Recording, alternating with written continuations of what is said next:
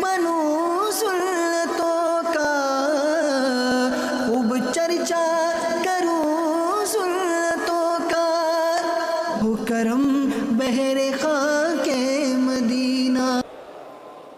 अस्सलातु वस्सलामु अलैका या नबी अल्लाह व अला आलिका व अस्हाबिका या नूर अल्लाह। अल्लाह पाक के सबसे आखिरी नबी मोहम्मद अरबी सल्लल्लाहु ताला अलैहि व आलिहि वसल्लम ने इरशाद फरमाया, तुम अपनी मजलिसों को मुझ पर दुरूद पढ़कर आरास्ता करो। तुम्हारा दुरूद पढ़ना क़ियामत के रोज तुम्हारे लिए नूर होगा। सल्लू अलल हबीब सल्लल्लाहु तआला अला मुहम्मद व अला आलिहि व सहबिहि व बारिक वसल्लम। सलातो व सलामुन अलैका या सय्यदी या रसूल अल्लाह। एक अमीर शख्स के बेटे को एक प्रॉब्लम हो गया कि उसको कम नजर आ रहा था, तो उसने काफी डॉक्टरों को दिखाया, इलाज वगैरह करवाया, मगर आहिस्ता आहिस्ता आहिस्ता आंखों की रोशनी कम से कम होती चली गई।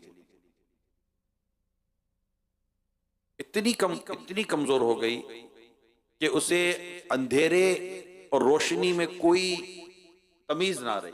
इतना इसका आंखों का प्रॉब्लम हो गया। अब बच्चे के जो वालिद थे वो बड़े परेशान थे ज़ाहिर। अब एक जगह ये लोग सब जमा हुए थे, काफी लोग जमा थे, मुख्तलिफ बातें होते होते होते होते बच्चे की आंखों की रोशनी का जिक्र छिड़ गया। वालिद साहब जो थे वो बड़े बेचैन तो थे ही, लेकिन जब अब बच्चा देख नहीं रहा था, वो अफसोस कर रहे थे वालिद साहब के साथ कि आपके साथ बड़ा अजीब हो गया, बेटा आप देख नहीं रहा है, क्या होगा, कैसे होगा। तो वालिद साहब ने कह दिया कि मैं तो बस अब मैंने अपने बच्चे को अल्लाह के दीन के लिए वक्फ कर दिया है और अब मैं इसको कुरान सिखाऊंगा, इसको मैं आलिम बनाऊंगा वगैरह वगैरह अपनी नियतें इसने पेश की। तो लोग वाह वाह माशाअल्लाह, कितना मतलब अजीम बाप है, अपने बेटे को अल्लाह की राह में वक्फ कर दिया, आलिम बनाएगा, हाफिज बनाएगा। जबरदस्त की नियत इसके सामने आ गई। इस्लाम से कितनी मोहब्बत यार इस आदमी को। खैर बच्चे को एक मशहूर और बड़े कारी साहब के पास उसको दाखिला दिलाया। उसने कुरान करीम पढ़ना और हिफ्ज करना शुरू किया। अब प्रोसीजर शुरू हो गया उसका, वो जो वालिद साहब ने जो नियत की थी। अब वो सुबह शाम बच्चा कुरान पढ़ता, फिर आगे जाकर फिर हिफ्ज भी करना शुरू कर दिया इसने। अब बच्चे ने जब कुछ सूरतें याद कर ली और उसका हिफ्ज होना मजीद आगे बढ़ा, तो अल्लाह का करना ऐसा हुआ कि जैसे जैसे वो कुरान पढ़ता जाता था उसकी आंखों की रोशनी बेहतर होती चली जाती थी।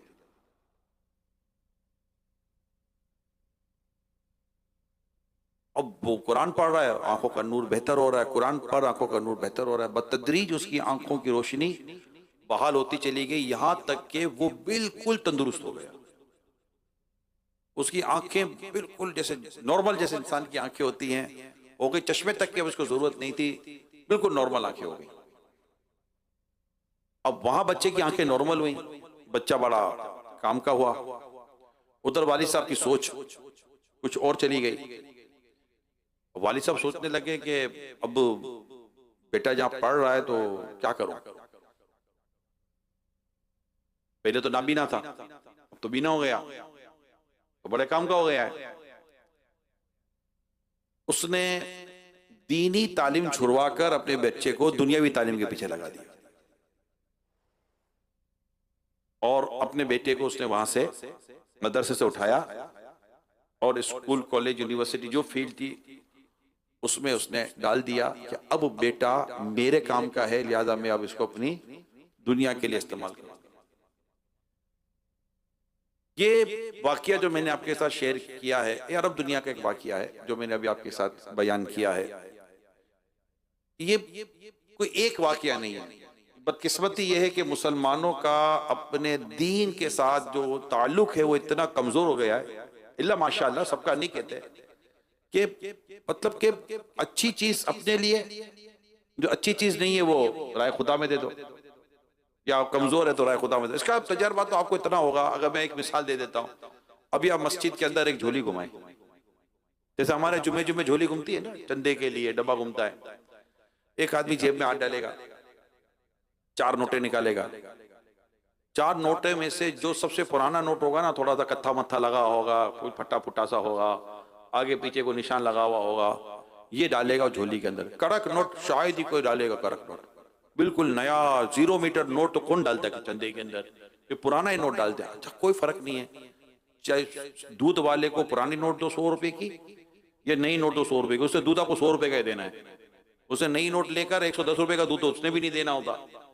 देखिए, ये हमारा एक अजीब सा नेचर, अजीब सा कल्चर है कि हम अपना जो भी हमारी जरूरत का कुछ नहीं होता ना, वो ये इसका ये मतलब हरगिज नहीं कि वो किसी की जरूरत का नहीं है। लेकिन यहाँ जो मैं कहना चाह रहा हूँ वो ये है कि जब हम अल्लाह की राह में कुछ देने की नीयत करते हैं तो हमें अच्छे से अच्छा अपने रब की राह में देना चाहिए, ना कि कमजोर चीज देनी चाहिए। ये समझे कि ये कहने का, हालांकि कुरान करीम सूरे 4 पारा जो शुरू होता है, लन तनालुल बिर्रा हत्ता तुनफिकु मिम्मा तुहिब्बून, इसका खुलासा ये कि तुम उस वक्त तक भलाई नेकी को नहीं पा सकते जब तक अल्लाह की राह में वो शे ना खर्च करो जो तुम्हें ज्यादा पसंद है।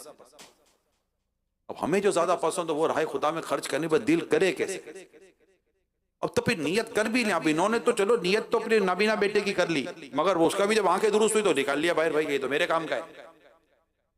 ऐसी ऐसी नियतें हम लोग करते हैं, बाद वक्त उसको पूरा नहीं करते। जैसे किसी को पैसे नहीं है, या अल्लाह अगर मेरा 15 लाख का बॉन्ड लग जाए तो 5 लाख रुपए मुल्ला तेरी राह में खर्च कर दूंगा। लग गया 15 लाख का बॉन्ड, अब बोलेगा या अल्लाह ये नेक्स्ट टाइम अभी 15 लाख मेरे को जरूरत है। ऐसे इतने वाक़यात आपको मिलेंगे, ऐसे इतने वाक़यात मिलेंगे कि बस हमारा दिल दिमाग बदलने में देर कोई नहीं लगती। अल्लाह ये हो जाए ना तो मैं यूं कर दूंगा, फिर बाद में हो गया तो नहीं होता वो चीजें। ये तो कितनों के साथ खुद आपको अपना तजर्बा होगा। मैं आपको बाहर शरीयत की एक इबारत, बाहर शरीयत में जो कुछ सदरुल शरिया मुफ्ती अमजद अली आज़मी रहमतुल्लाह ताला ने जो लिखा है, अब उसको दिल के कानों से सुनिए जो मैं बयान करने जा रहा हूं। आप फरमाते हैं सबसे मुकद्दम यानी सबसे अव्वल पहले ये है कि बच्चों को कुरान मजीद पढ़ाएं। बच्चों को, लोग कहते हैं क्या करें अपनी औलाद के साथ, कोई निसाब, कोई तरीकेकार, कोई सिलेबस, कोई वे, ये वे मिला हुआ है बाहर शरीयत के अंदर। फरमाते हैं कि अपने बच्चों को सबसे पहले कुरान शरीफ पढ़ाएं, कुरान मजीद पढ़ाएं और दीन की जरूरी बातें सिखाएं। ये बच्चों को शुरू में ये करना है। रोजा, नमाज, तहारत, बेइजारा खरीदो फरोख्त की लेन देन का मामला और दीगर मामलात के मसाइल जिनकी रोजमर्रा हाजत पड़ती है, ये अपने बच्चों को सिखाएं। और ना वाकिफी से खिलाफ शरआ अमल करने के जुर्म में मुब्तला होते हैं उनकी तालीम हो। कि नाम मालूम नहीं होगा तो वो खिलाफ शरआ काम करेगा, उसकी तालीम दे के खिलाफ शरीयत वो काम ना कर सके। राइट, सुनिएगा गौर से। अब आप फरमाते अगर देखें, सदरुल शरिया रहमतुल्लाह ताला अलैह फरमाते अगर देखें कि बच्चे को इल्म में रुझान है, उस तरह मीलान है और समझदार है, क्या फरमाया, और समझदार है, तो इल्म दीन की खिदमत से बढ़कर क्या काम है। और अगर इस्ताअत ना हो तो तस्हीह इल्म और अकाईद और जरूरी मसाइल की तालीम के बाद जिस जायज काम में लगाए इख्तियार है। यानी अगर इसकी ताकत ना हो, जो आप फरमा रहे हैं कि उसको इल्म दीन की तरफ कर दें और राय दीन की तरफ कर दें, अगर इसकी तुम ताकत नहीं रखते तो कम से कम इतना तो कर दो कि उसके अकाईद और उसकी जो तालीम का मामला है वो दुरुस्त हो जाए और शरीयत के जो जरूरी मसाइल है वो तुमने अपने बेटे को सिखा दिए, उसको बता दिए। उसके बाद ठीक है, जो जायज काम हो फिर वो रोजगार के लिए अपना इख्तियार करेगा। मगर बुनियादी बात ये थी जो आपने इरशाद फरमाई, लड़कियों के लिए भी आ रहा है कि ये लड़कों की तालीम। अब वालिद से मैं बात करूं, जितने भी मुझे वालिद सब सुन रहे हैं वो सब मेरी बात कान खोल के सुने। क्या हमने अपनी औलाद के साथ ये किया? आलिम बनाना, दरस निज़ामी कराना, मदरसे में दाखिल कराना, ये टॉपिक बिल्कुल इंपॉर्टेंट टॉपिक है, उसको भी हमें लेना चाहिए। मगर मैं यहां पर सिर्फ एक बात करता हूं कि जो जरूरी अकाइद, जरूरी मसाइल जो बाप ने अपने बेटे को सिखाने, ऐसा उस्ताद तक भी नहीं रखा। यानी आप कहें कि मैं नहीं, आपने जो उस्ताद मुंतखब किया अपने बच्चे के लिए, जो तालीमी इदारा मुंतखब किया अपने बच्चे के लिए, अनफॉर्चुनेट वहां भी ये चीजें नहीं है कि वहां भी इस्लामी अकाइद, दुरुस्त अकाइद सिखाए जाएं, जो जरूरत के मसाइल है वो सिखाए जाएं, जो बालिग होने पर उसको जरूरत पड़ेगी जिन मसाइल की वो सिखाए जाएं। नहीं, ये समझे ये मैदान खाली है, इतनी बड़ी लैकिंग है, और इस पर बंदा घंटों बात कर सकता है जो मैं आपको बयान कर रहा हूं। और शायद बस इल्ला माशाल्लाह ऐसे वालिद होंगे जिन्होंने अपने बेटे की इस तरह तालीम और तरबियत का एहतमाम किया होगा। अदरवाइज पढ़ी नहीं है, बाप को आता नहीं है, वालिद साहब को कहां आता है, माँ को भी कहां आता है। 100% में बात नहीं कर रहा, जो मैं कहना चाह रहा हूं एक सोसाइटी का नक्शा आपके सामने खींच रहा हूं। और अगर वालिदैन को नहीं आता तो उन्होंने ऐसे उस्ताद का भी इंतखाब नहीं किया जो अपने बच्चे को सही कुरान सिखा दे, आपके बच्चे को सही इस्लामी अकाइद सिखा दे। बहुत इंपॉर्टेंट बात कर रहा हूं, प्लीज समझिएगा। जो तालीमी इदारों में, दुनियावी तालीमी इदारों में 100% नहीं है, मगर जो मैं कहना चाह रहा हूं, कई तालीमी इदारे ऐसे जिनमें तालीम की वजह से अकाइद भी बर्बाद हो रहे होते हैं, अखलाक भी बर्बाद हो रहे होते हैं, हमारी इस्लामिक वैल्यूज कंप्रोमाइज हो रही होती है, और वालिदैन को उसकी बिल्कुल परवाह नहीं होती। वो निसाब की किताबें खोल कर नहीं देखते कि हमारा बच्चा स्कूल में जाकर पढ़ क्या रहा है। उनको यह भी नहीं पता होता कि हमारे बच्चे को जो टीचर पढ़ा रहा है वो टीचर कौन है, नहीं पता होता। बड़ी तादाद है जिनको नहीं पता होता। उनको बस अपने नंबर से, बच्चों के नंबर से, तालीम और ये जो जो 2-4 चीजें उनसे मतलब है। या वो पेरेंट्स मीटिंग होगी तो उसमें अपने बच्चों की वो तालीम का सारा जायजा ले लेंगे, कोई नहीं परवाह होती कि बच्चा पढ़ किससे रहा है। वो दुरुस्त नहीं है ये। बच्चा जिससे पढ़ता हो उसे पढ़ाना जायज, बच्चा जहां पढ़ता हो वहां पढ़ना जायज, बच्चा जो पढ़ता हो वो पढ़ना जायज। जब तक ये तीनों जायज सूरतें ना हो आप बच्चे को पढ़ा कैसे सकते हैं। जहां औलाद से ये पूछा जाएगा कि तुमने अपने माँ बाप की इताअत और फरमाबरदारी की या नहीं की, वहां ये भी पूछा जाएगा, वहां औलाद से पूछा जाएगा माँ बाप की इताअत और फरमाबरदारी का, वहीं माँ बाप से औलाद की तालीम और तरबियत का सवाल किया जाएगा। हम क्या जवाब देंगे।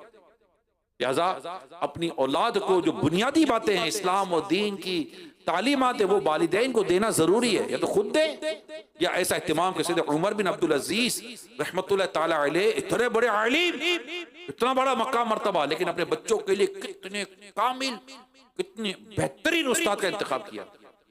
अच्छा, उस्ताद का इंतखाब तो था ही आलीशान, लाजवाब, जबरदस्त आलिम दीन। फिर खुद उस्ताद साहब को बता देते कि मुझे मेरे बेटे में ये कारकर्दगी चाहिए, मेरे बेटे को ये सिखाना और मेरे बेटे को इन चीजों से नफरत दिलाना। आपने खुद अपने बेटे की तालीम और तरबियत पर पर्सनल फोकस किया हुआ था ताकि वो दीन सीखे, इस्लाम सीखे और एक बेहतरीन फर्द बनकर माशरे के अंदर उभरे। ये हज़रत उमर बिन अब्दुल अजीज रहमतुल्लाह ताला अलैह की सीरत पे लिखा हुआ है, जो दावत इस्लामी ने इसको छापी है कि 425 हिकायत सैयद उमर बिन अब्दुल अजीज रहमतुल्लाह ताला अलैह, उस पर देखे शुरू के पेजेस के अंदर है ये सारी बातें कि आपने अपनी औलाद की तरबियत किस तरह की थी। तो ये बात जरूरी है। और बेहतर तो ये है कि अगर अल्लाह पाक की तौफीक से आप देख रहे हैं कि बेटा इंटेलिजेंट है, समझदार है, सीरियस है, पिकिंग पावर बहुत अच्छा है, अप्रोच बहुत अच्छी है बेटे की, मैं आपको दरखास्त करूंगा प्लीज अपने बेटे को आलिम दीन बना दो। वो आलिम भी बने, हाफिज भी बने, बेहतरीन काम हो जाएगा। अल्लाह ने आपको वुसअत दी है, क्यों उसको अपने कारोबार, अपने बिजनेस में सिर्फ और सिर्फ दाखिल करना है। ठीक है, अगर हो सकता है कि आलिम और हाफिज बनने के बाद आपका कारोबार नहीं संभाल सकता, ऐसा तो है ही नहीं ना यार। अगर वो आलिम और हाफिज बनकर आपका बिजनेस संभालेगा, आपको पता नहीं कि आपका बिजनेस को कहां ले जाएगा। उसकी अप्रोच कैसी होगी, उसका सीना इतना बड़ा हो जाता है। कुरान जिसके सीने में समा जाए, आप सोचो उसका सीना कैसा होगा। जिसको कुरान हिफ्ज़ हो गया, बताओ उसकी सोच कितनी खूबसूरत होगी, और बेटा वो कितना काम आएगा। यानी वो बेटा आपको सिर्फ यहां नहीं, अल्लाह पाक ने चाहा तो कब्र और हशर में भी काम आएगा। इससे ज्यादा समझदारी का फैसला क्या होगा।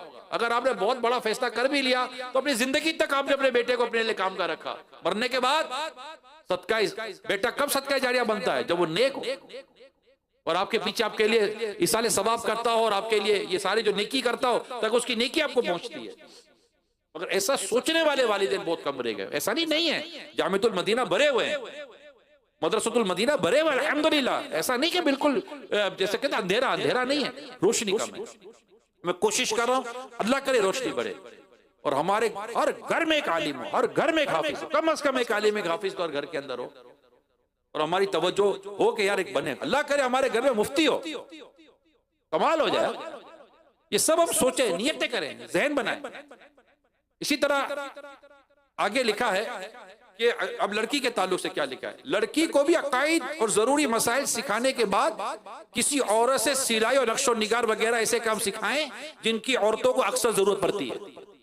ये इस्लामी बहनें जो मदनी चैनल पर सुन रही है ना, मैं उनसे दरखास्त कर रहा हूँ, ये मेरे सामने इस वक्त निकी की दावत किताब अमीर सुन्नत की पेज नंबर 57 खुला हुआ है और बारे शरीयती के ताल्लुक से आगे नकल किया गया है। उसको औरतों को जो अक्सर जरूरत पड़ती है, इसी तरह खाना पकाना, दीगर उमूर खानादारी में उसको सलीके होने की कोशिश करे कि सलीके वाली औरत जिस खूबी से जिंदगी बसर कर सकती है, बद सलीका नहीं कर सकती। अब ये जो बेटियों के वालिद हैं या माएं, अल्लाह करे उनको मेरी ये बात समझ में आ जाए, चाहे वो आप यहाँ बैठे हुए हो बेटी के वालिद या घरों पर हो, या माएं तो होंगी घरों पर, बल्कि जो बेटियां हैं वही समझ लें ये कुछ चीजें। आप बेटी को कुर्ता दो कि बेटी इसमें बटन लगा दो, और बेटी को सुई के अंदर धागा तक डालने ना आए, हो गया काम। अब क्या होगा, बटन तक तो लगा नहीं सकती, पोंछन तो सही कर नहीं सकती, बर्तन उठाओ तो उसको रखने नहीं आता, बर्तन धोने दो तो धोने नहीं आता, डस्टिंग बोलो तो सफाई करने नहीं आती, आता क्या है फिर उसको। तो वो ये लड़की उमूर खानादारी कैसे चलाएगी। मगर आप फरमाते हैं कि पहले इसे अकाईद और जरूरी मसाइल सिखाए। ये आप देख रहे किताबें, ये तो हम किताबें पढ़ते ही नहीं है। मैं तो मुसलमानों से कह रहा हूं अपनी बुनियादी किताबें पढ़े जो दीन की हैं। इसमें किसका क्या इख्तलाफ होगा यार, कि सबसे पहले हमें अपने बच्चों को ईमान की तालीम देनी। तो साहबाए कराम अलैहिम रिज़वान की रिवायतें मौजूद है कि नबी पाक सल्लल्लाहु अलैहि वसल्लम सबसे पहले हमें ईमान सिखाते थे। ईमान की तालीम, अकाईद दुरुस्त कर रहे हैं, नजरियात दुरुस्त करने हैं, अल्लाह पाक के ताल्लुक से, रसूल पाक के ताल्लुक से, दीगर अंबिया कराम के ताल्लुक से, अहले बैत तहार के ताल्लुक से, सहाबा कराम के ताल्लुक से, औलिया कराम के ताल्लुक से, जन्नत के ताल्लुक से, जहन्नम के ताल्लुक से। और इसमें मतलब ये पूरा पढ़ाना है और इसके आगे भी डिटेल है। इसके लिए बाहर शरीयत बेहतरीन किताब है, इसका पहला हिस्सा बाहर शरीयत का बेहतरीन किताब है। अल्लाह करे इसको पढ़ने और समझाने में हम कामयाब हो जाएं। इस तरह और भी माशाअल्लाह मक्तबुल मदीना साहब को किताबें मिल जाएंगी जिसमें बुनियादी अकायद है। बुनियादी अकायद की किताबें मिलती हैं, आसान, इतनी मुश्किल नहीं है। हम ले पढ़ें और अपने बच्चों को बताएं ताकि बच्चा जब घर से निकले तो उसको पता तो हो। अल्लाह ना करे कोई इसके कान के अंदर को अल्लाह पाक के ताल्लुक से कोई बात डाल दे, गलत बात, तो आपके बच्चे का इतनी सलाहियत हो उसको कह तो सके कि तुम गलत कह रहे हो। प्यारे आका सल्लल्लाहु अलैहि वसल्लम के बारे में उसको कोई माज़अल्लाह सुमा माज़अल्लाह कोई इसके अंदर वसवसे डालने की कोशिश करे तो वो कह तो सके कि तुम गलत कह रहे हो। वो कह तो सके कि मेरे आका सल्लल्लाहु अलैहि वसल्लम वो है जिन्हें अल्लाह पाक ने बेऐब पैदा किया है। वो कमाल हुस्न हुजूर है कि गुमान नक्स जहां नहीं, यही फूल खार से दूर है, यही शम्आ है कि धुआं नहीं। ऐसा तुझे खालिक के तरादार बनाया, यूसुफ को तेरा तालिबे दीदार बनाया। आला हज़रत ने क्या खूब लिखा है, क्या खूब लिखा है। तूबा में जो सबसे ऊंची नाजुक सीधी निकली शाख, मांगू नाते नबी लिखने को रूह कुद्दूस से ऐसी शाख। तूबा जन्नत का दरख्त है। तूबा में जो सबसे ऊंची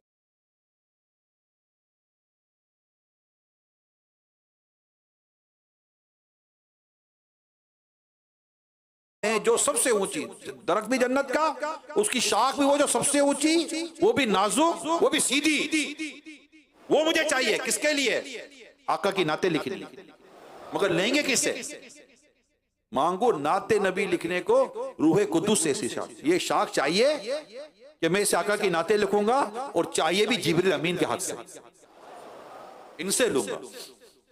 अब जब अपने बच्चे को आप आका सल्लल्लाहु अलैहि वसल्लम के ताल्लुक से जो अकायद और नजरियात होने चाहिए वो बताएंगे। इसी तरह अहले बैत अतहार की जो फजाइल हैं, जो इनकी अहमियत है, जो इनकी इंपॉर्टेंस है ईमान के लिए और अपनी ईमान की दुरुस्ती के लिए, वो बताएंगे आप। इसी तरह सहाबा किराम अलैहिम रिदवान का बताएंगे आप, और जो सहाबा किराम अलैहिम रिदवान अहले बैत अतहार अलैहिम रिदवान के दरमियान जो बॉन्डिंग थी और जो जबरदस्त ताल्लुक था वो बताएंगे आप, ताकि वो हर सहाबी और हर अहले बैत अतहार से टूट कर मोहब्बत करें।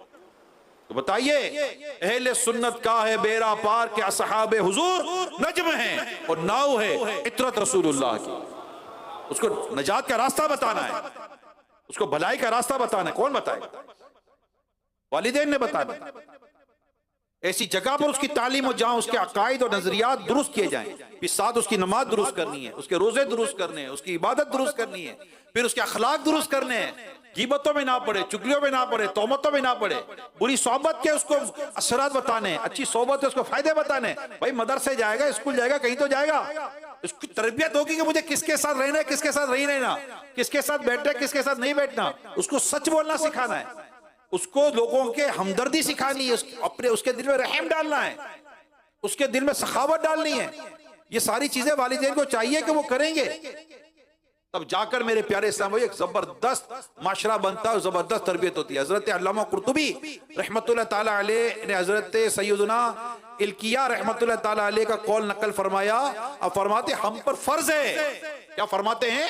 हम पर फर्ज है कि अपनी औलाद और अपने अहले खाना को दीन की तालीम दें, अच्छी बातें सिखाएं और उस अदब और हुनर की तालीम दें जिसके बगैर चारा नहीं। ये हमारे बुजुर्गों की तालीम और तरबियत है मेरे प्यारे इस्लाम भाइयों। इसी तरह हजरत इमाम अबू मंसूर मातुरीदी रहमतुल्लाह ताला अलैह फरमाते, मोमिन पर अपनी औलाद को जूद यानी सखावत और एहसान की तालीम वैसी ही वाजिब है जिस तरह तौहीद और ईमान की तालीम वाजिब है। क्योंकि जूद और एहसान से दुनिया की मोहब्बत दूर होती है और मोहब्बत दुनिया ही हर गुनाह की जड़ है। तो इस तरह ये बातें जो मैं आज आपके सामने बयान कर रहा हूं, आप में से कई नौजवान हैं तो यार हमारे बच्चे ही नहीं है, अल्लाह ने चाहा तो बच्चे भी हो जाएंगे, शादी होगी तो बच्चे भी होंगे। आपकी तवज्जो में तो हो कि मैंने करना क्या है, खाली यही पता होता है कि बच्चे को कौन से डब्बे का दूध पिलाना है, बच्चे को कौन सा डायपर लेना है, डायपर उसका कौन सा चाहिए, इसके जूते का साइज क्या है, इसके कपड़े का साइज क्या है, किस उम्र में इसको हाथ में धुलाना है, किस उम्र में इसको टब में धुलाना है। खाली यही 4 बातें सीखी हुई है, 10 बातें सीखी हुई हैं कि बच्चा कितनी उम्र का हो तो इसको नरम गिजा देनी है, इतनी उम्र का थोड़ी हार्ड गिजा देनी है, इतनी उम्र का तो उसको बड़ी गिजा देनी है। यही सिखा हुआ है। ये तो तालीम और तरबियत है, इसको कौन सिखाएगा? और इसका निसाब कहाँ? ये निसाब है सारा जो मैं आपको बयान कर रहा हूं। अगर बंदा गौर करे, ये सिलेबस और निसाब बयान कर रहा हूं मैं बच्चों की तरबियत का, कि उसको उसकी एज वाइज उसको इबादत, अकायद और नजरिया सिखाएं, और यहां तक कि वो बालिग हो जाए तो फिर उसको तमाम जो फर्ज इबादत है जो बालिग होती है, फर्ज हो गई, इसको पता होना चाहिए। 7 साल की उम्र से उसको नमाज का हुक्म देना, 10 साल का ना पढ़े, 10 साल का हुक्म ना पढ़े, सख्ती करे ना। फिर जब बालिग हो तो देखो नमाज का आदी बनता है कि नहीं बनता, करे तो सही, हम माँ भी तो करे, वालिद भी तो करे ना, ये हमारी जिम्मेदारी है। और फिर उसे माशाअल्लाह आलिम बनाए, हाफिज बनाए। मैं कहता दावत इस्लामी को दे दो यार, मजाक नहीं कर रहा मैं आपको, दावत इस्लामी को दे दें। अल्हम्दुलिल्लाह आज भी सिस्टम है और कल ये सिस्टम और मैच्योर होगा और मजबूत होगा कि आपका बच्चा इंशाअल्लाह आलिम भी बनेगा, हाफिज भी बनेगा, और रब ने चाहा तो उसकी दुनियावी तालीम और दुनियावी एजुकेशन, दुनियावी प्रोफेशनल भी इसकी जबरदस्त होगी। अब देख लीजिएगा, ये जो इल्म अलग हुआ है ना कि आलिम बनाना या दीन पढ़ाना है तो वहां, और दुनिया पढ़ाना तो वहां, इंशाअल्लाह दावत इस्लामी ये सारे बेहतरीन उलूम को एक छत के नीचे जमा करेगी अल्लाह पाक की रहमत से, अल्लाह पाक की रहमत से। लेकिन एक चीज जो दूर हुई है उसको इतना अरसा हो चुका है कि वो ओवरनाइट करीब नहीं हो जाएगी, मिल नहीं जाएगी। बहुत जबरदस्त स्ट्रगल है, जबरदस्त काम है। हो सकता है जनरेशन गुजरेगी, ऐसा नहीं कि मैंने कह दिया ये हो जाएगा, नहीं। आज डालेंगे तो कल फायदा होगा। आप और मैं अगर वो वक्त नहीं भी देखेंगे, अब अल्लाह की जात से उम्मीद रखें इंशाल्लाह आने वाली दावत इस्लामी ये वक्त जरूर देखेगी। और क्या पता हम अपने जीते जी देख ले, कोई वो नहीं है। हमें मतलब अल्लाह पाक से अच्छा गुमान रखना चाहिए, अच्छी उम्मीद रखनी चाहिए। हम कोशिश करें, दावत इस्लामी अल्लाह पाक ने चाह तो कर देगी, प्यारे हबीब के सदके में। इतना दावत इस्लामी पर अल्लाह उसके रसूल का करम है, ये भी करम हो जाएगा। और इस पर हमने इब्तदा कर दी है, ऐसा नहीं कि हम सोच रहे हैं, इब्तदा हो चुकी है, इब्तदा हो चुकी, बुनियाद डाल दी गई है, पौधा निकल चुका है। दरख्त बनने और फल का इंतजार करो, मगर इट्स टेक टाइम, वक्त लगता है चीजों को। ऐसा नहीं कि ये डाला अभी बीज बोया कल बोला यार दरख्त क्यों नहीं निकला, अब भैया दरख्त नहीं निकलता है यार, अभी तो पौधा है, पौधा निकलेगा, पौधे को संभालना पड़ता है। दरख्त खुद संभल जाता है, दरख्त आपको संभालता है, आपको साया देता है और आपकी चीजों को ले लेता है, आपको फल देता है, मगर पौधा पहले आपसे मेहनत लेता है, उसको धूप हवा पानी सब आपको करना पड़ता है। पौधे को आप पानी देते हो, लेकिन जब पौधा दरख्त बन जाता है तो अपना पानी खुद निकाल लेता है। तो वक्त लगेगा। मैं दावत इस्लामी वालों को मैं तसल्ली नहीं दे रहा, माशाअल्लाह बुनियादें डल गई, स्कूल खुल गए, कॉलेज खुल गए, यूनिवर्सिटी खुल गए, जामिअतुल मदीना खुल गए, मदरसतुल मदीना खुल गए, अल्हम्दुलिल्लाह ये सब खुल चुका है। कंजुल मदारिस बोर्ड के तहत जबरदस्त काम हो रहा है, अल्लाह पाक की रहमत से कह रहा हूं, जबरदस्त काम हो रहा है। जिनको पता है उनको पता है।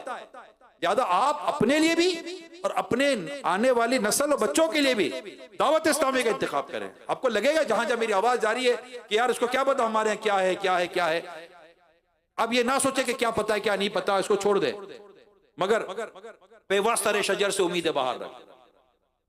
अगर आज आपके यहाँ कुछ वीकनेस है, रब ने चाहा तो वो वीकनेस वो कमजोरी इंशाल्लाह ताकत में बदलेगी। मैं नहीं कहता कमजोरी दूर होगी, मेरे रब ने चाहा तो वो कमजोरी ताकत में बदलेगी, अल्लाह पाक की रहमत से। अल्लाह पाक की रहमत पे नजर है। ये दावत इस्लामी इसमें जो कुछ भी है ना, ये रब की रहमत से है, रसूल पाक सल्लल्लाहु अलैहि वसल्लम के खुसूसी करम से है। और ये आगे भी जब सोच रहे हैं जहन आता है सब अल्लाह की रहमत पर नजर है।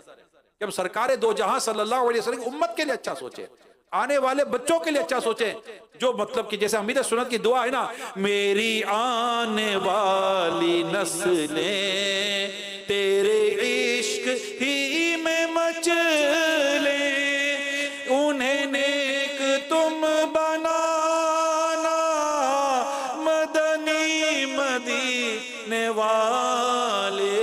अमीर सुन्नत की ये इल्तिजा जो बारगाह रिसालत में इंशाल्लाह कबूल ही कबूल है, कबूल ही कबूल इंशाल्लाह। तो हम इंशाअल्लाह पूरी उम्मीद है। आज भी अल्हम्दुलिल्लाह प्रोडक्शन बेहतरीन हो रही है जहां हो रही है। अभी मैं एक शहर में था, एक घर में गया तो 17 उन्होंने बताया, शायद वो सुन भी रहे हो, पंजाब का शहर था, वो सुन भी रहे हो सकता है। उन्होंने मैं उनके घर गया, उन्होंने बताया हमारे 17 बच्चे, कितने अगर मैं गलती नहीं करा 17 बच्चे टोटल, भाई बहन यानी पूरी फैमिली रहती है घर के अंदर। ओके 17 के 17 बच्चे हमारे दारुल मदीना में पढ़ रहे हैं। मैं कहा कैसा लग रहा है? बोला हम तो बहुत खुश हैं, हमारी तो जिंदगी संवर गई। चलो अल्लाह का शुक्र है। इसी तरह मैं एक और पंजाब के शहर में था, वहां पर एक इस्लामी भाई से मेरी मुलाकात हुई, तो उनको कुछ शिकायत करनी थी। हाजी याफुर या होंगे, उनको भी याद होगा, वो भी मेरे साथ थे। तो उनको कुछ शिकायत करनी थी। मैं कहा अल्लाह खैर करे, क्या शिकायत करनी है? बिठा दिया। मैं याफुर भाई बैठना, साथ देना, कोई ऐसा नहीं मसला वसला हो जाए। और वो शिकायत क्या करनी थी, हमने अपने बच्चों को, वो खाते पीते थे, बंगले वाले लोग थे, तो हमने हमारे बच्चों को स्कूल से निकाल कर दारुल मदीना में दाखिल करा दिया। तो अच्छा क्या करे भैया? बोला मसला ये है कि अब हमारे और बच्चे भी खानदान के, उनको भी दारुल मदीना दाखिल करा। दारुल मदीना ज्यादा क्यों नहीं खोलते हो आप लोग? मेरी जान में जान है। मैंने कहा चलो ठीक है, ये पॉजिटिव पेशी है, इसी तो ठीक है, ये तो समझ आता है ना, ये तो अच्छी चीज थी। तो यूं चीजें हैं, कहीं बेहतरी, कहीं कमजोरी, कहीं कम बेहतरी, कहीं ज्यादा बेहतरी, मगर इंशाअल्लाह ताला एक वक्त आएगा हर जगह बेहतरी बेहतरी होती है। अल्लाह पाक ने चाहा। अल्लाह मेरे पास कमजोरी की भी इत्तलात होती है, अल्हम्दुलिल्लाह उनको भी दूर करने की कोशिश की। कमजोरी कहाँ नहीं होती यार, आपका कितना तो 6 से 7 फीट का बदन है, उसमें आए दिन एक कमजोरी आ जाती है, आए दिन कोई ना कोई प्रॉब्लम आ जाता है। जीरो कंप्लेन पर बदन नहीं चलता, इदारा कहां से चलेगा? जीरो कंप्लेन पर आपका पूरा वजूद एक नहीं चलता। हर थोड़े दिनों के बाद कुछ ना कोई खांसी जुकाम दर्द वर्द आगे पीछे कोई लगाए होता है। तो तहरीक भी जीरो कंप्लेन पर नहीं चलती, कुछ ना कुछ चीजें चल रही होती हैं, उसको दूर करते रहो, आगे बढ़ते रहो, मदीना मदीना करते रहो, इंशाल्लाह एक दिन मदीने पहुंच ही जाएंगे। सल्लु अलल हबीब। सुब्हानकल्लाहुम्मा व बिहम्दिका ला इलाहा इल्ला अंता अस्तगफिरुका व अतूबु इलैक। सुब्हानकल्लाहुम्मा व बिहम्दिका ला इलाहा इल्ला अंता अस्तगफिरुका व अतूबु इलैक।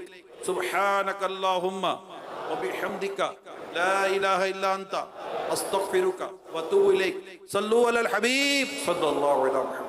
तमाम स्टाफ अपने हलकों में निगरानों के पास तशरीफ ले जाएं। माशाअल्लाह दुआ में याद रखिएगा। मैं मुबल्लिग बनूं सुन्नतों का, खूब चर्चा करूं सुन्नतों का,